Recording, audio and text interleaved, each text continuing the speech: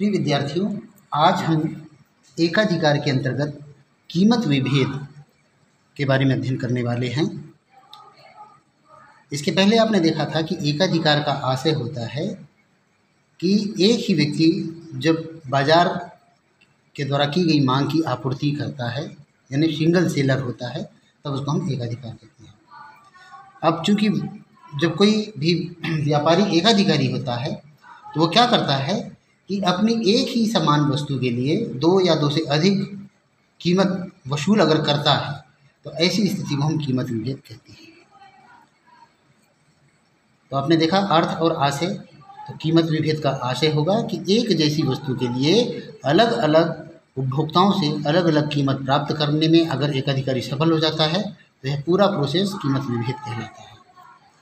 परिभाषाएं में हम क्या है, श्रीमती जॉन रॉबिन्सन की एक परिभाषा का अध्ययन करने जा रहे हैं। श्रीमती जॉन रॉबिन्सन कहती हैं कि एक ही वस्तु को जिसका उत्पादन एक ही उत्पादक के द्वारा किया जाता है और भिन्न भिन्न क्रेताओं के हाथ में भिन्न भिन्न कीमत में बेचने में की जो क्रिया जो है वही कीमत विभेद है।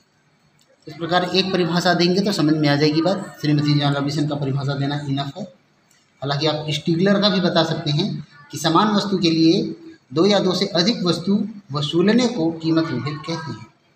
इस प्रकार आप सार के रूप में अगर परिभाषा को देखें तो आप समझ जाएंगे कि एकाधिकारी की उस क्रिया को हम कीमत विभेद कहते हैं जिसके द्वारा वह अपने द्वारा जो उत्पादित माल या वस्तु है, एक जैसी वस्तु है, होमोजेनियस वस्तु है, उसके लिए अलग अलग क्रेताओं से वो अलग अलग कीमत प्राप्त करने में सफल हो जाता है।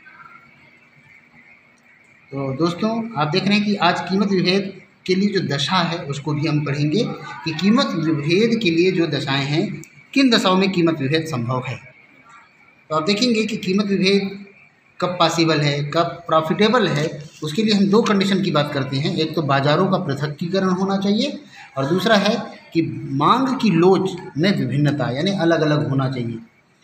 तो हम देखते हैं कि बाज़ारों का पृथक्कीकरण, तो कीमत विभेद के लिए यह आवश्यक है कि वस्तु के दो या दो से अधिक बाजार हों। पहली बात तो है ना, मार्केट ए है, मार्केट बी है, और दूसरा किसी भी वस्तु के लिए दो या दो से अधिक बाजार तभी माने जाएंगे जब ये एक दूसरे से पृथक हों या दूर दूर स्थित हों। यानी अगर हम मार्केट ए में कोई परिवर्तन कर रहे हैं तो उसकी जानकारी मार्केट बी में नहीं होनी चाहिए। दूसरी बात है कि मांग की लोच में विभिन्नता, यानी हमको ये देखना है कि कीमत विभेद एकाधिकारी के लिए उस समय जब सबसे अधिक बेनिफिशियल होता है जब मांग की लोच एक बाजार और दूसरे बाजार में अलग अलग होती है। यदि दो बाजार की बात कर रहे हैं, दोनों बाजार में मांग की लोच बराबर है, तो एकाधिकारी को इन दोनों ही बाजार में कीमत विभेदीकरण का कोई भी लाभ नहीं मिलेगा। तो इस प्रकार हम सार में अगर कहें कि जिस बाजार में हमारे पास मान लीजिए मार्केट ए है, हम लिखना चाहते हैं यहाँ पर, और दूसरा मार्केट हम ले लेते हैं बी, ठीक है ना। अब हमको ये देखना है कि जिस बाजार में मांग की लोच अपेक्षाकृत कम होती है, यानी अगर यहाँ पर देखते हैं कि अगर लोचदार मांग है, यहाँ पर कम लोचदार लिखूंगा मैं या बेलोचदार लिखूंगा,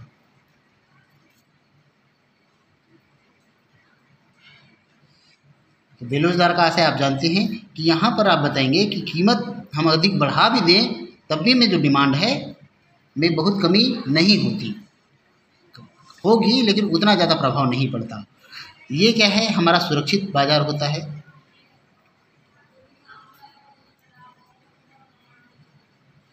इसको हम देशी बाजार कह सकते हैं।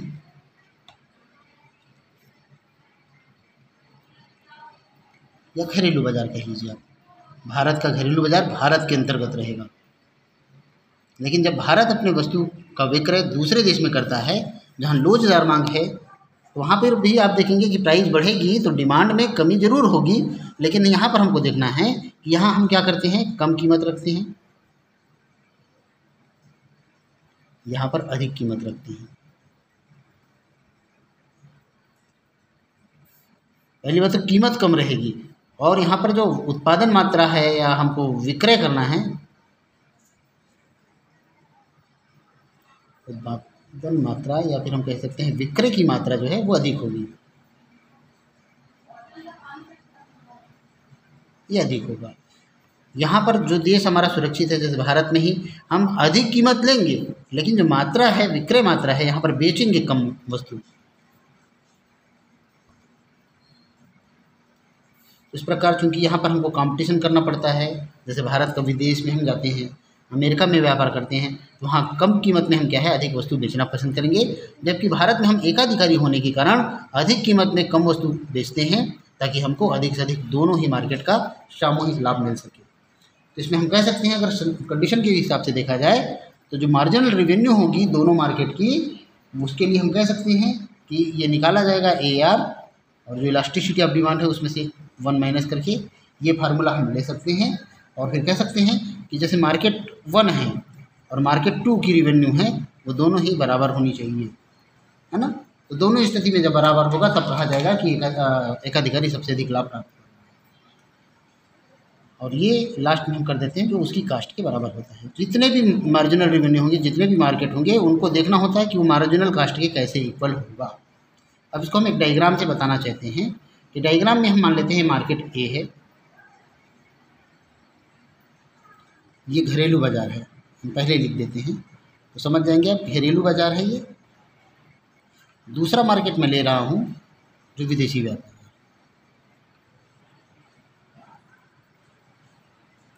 विदेशी बाज़ार कहूँगा तब तो ये राशि पातन हो जाएगा, जहाँ हम एकाधिकारी का माने पूर्ण प्रतियोगिता का सामना करते हैं। हम मान कर चलते हैं यहाँ पर मांग की लोच थोड़ी सी क्या है, क्योंकि घरेलू बाज़ार है ये खड़ी रहेगी, AR और MR। क्योंकि घरेलू है तो उसको मैं H से डिनोट कर रहा हूँ। यही अगर ऐसे फ्लेक्सिबल हो जाए AR और MR, यानी लोचदार हो जाए, तो ये AR फॉरेनर कर दे सकता हूँ, MR फॉरेनर। तो हमको देखना है कि सपोज यहाँ से मैं क्या करता हूँ कि इस लाइन को लेकर के चलता हूँ, कीमत वही रहेगी। तो यहाँ पर जो मात्रा आप देख रहे हैं MR पे, इससे हमको पता चलता है कि हमको कितनी क्वांटिटी में घरेलू सेक्टर में उत्पादन करना है, होम सेक्टर में। तो मान लीजिए 50 यूनिट का उत्पादन कर रहे हैं, सपोज वाली बात है। और यहाँ से अपन ये वाला जो देख रहे हैं, ये इक्विलिब्रियम है कहाँ का, होम वाले का, और ये इक्विलिब्रियम है फॉरेन का। यहाँ से जब लम डालते हैं ये O से Q फॉरेन का आ रहा है। मान लीजिए 100 यूनिट का उत्पादन हम विदेश में कर रहे हैं, टोटल हम कितना उत्पादन कर रहे हैं, 150 का उत्पादन कर रहे हैं। तो इस प्रकार आप देखेंगे कि हमको हमेशा MR से वक्र बनाना है। पहला MR मैंने यहाँ से स्टार्ट किया था और करीब कहाँ तक आ गया, इतनी दूर तक आ गया, ठीक है।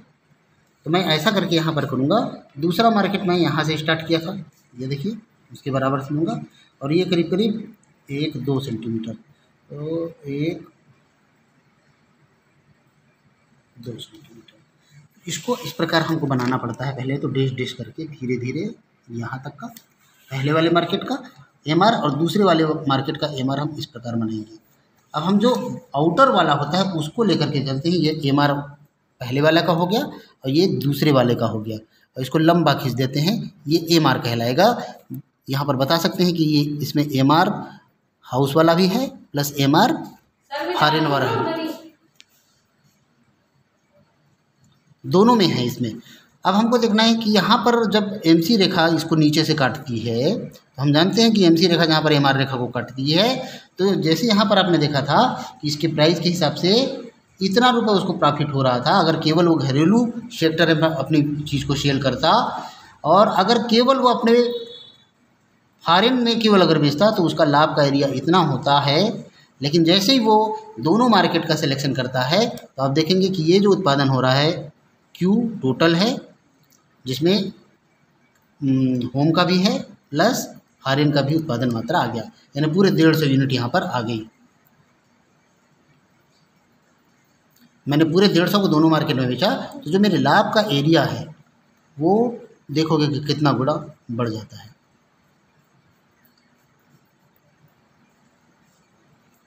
ये E है, जहाँ दोनों के EH को भी और E फॉरेनर को जोड़ करके बनाया गया। तो आप ये देख रहे हैं कि दो अलग अलग लोच वाली मार्केट में जब हम कीमत विभेद का सामना करते हैं, कीमत विभेद को लागू करते हैं, तो मार्केट A को केवल अगर सेलेक्ट करते तो हमारा जो लाभ है वो P1, E, H और E, इसको मैं EH कह रहा हूँ। इसी प्रकार यहाँ P है, P2 है, EF है, ये EF है, इसको EF कर देता हूँ मैं यहाँ पर, ये E2 कर देता हूँ इस लाइन को, ठीक है ना। तो ये एरिया हो जाता है। अब यहाँ से मान लेता हूँ मैं RET सपोज कर देता हूँ, तो ये RET पूरा का पूरा लाभ का एरिया मेरे को अब मिल रहा है, क्योंकि मैं कीमत विभेद का सामना कर रहा हूँ और दोनों अलग अलग मांग की लोच वाले मार्केट में अपनी वस्तु बेच रहा हूँ, तो मेरा जो कुल लाभ है वो कई गुना बढ़ जाता है। इस प्रकार आप निष्कर्ष में कह सकते हैं कि जब विभेदपूर्ण एकाधिकार में हम देखते हैं कि जो कम लोचदार मांग है, यहाँ पर हम देख रहे हैं कि बाजार में कीमत अधिक रखी गई है किंतु कम मात्रा बेची गई है, और जबकि दूसरा मार्केट है जो अधिक लोचदार है ना, उसमें हम कीमत कम रखते हैं और अधिक मात्रा में बेचते हैं। इस संदर्भ में निष्कर्ष के रूप में श्रीमती जॉन रॉबिन्सन कहती हैं कि बाजार में वस्तु की मांग की लोच जितनी अधिक होगी, है ना, वहाँ उत्पादन का बड़ा भाग बेचा जाएगा, और जहाँ पर हम देख रहे हैं कि वो बेलोच होगा वहाँ कम मात्रा में बेचा जाएगा, और यही अंतर कीमत विभेद के अंतर्गत किया जाता है। तो इस प्रकार आपने कीमत विभेद के इस चित्र को देखा है। दोनों ही स्थिति के कारण अगर यूज किया जाता है तो उसका सामूहिक रूप से आप देख रहे हैं कि कैसे फायदा मिलता है। यही कीमत विभेद और उसकी आवश्यक चित्र का स्पष्टीकरण है। Thank you.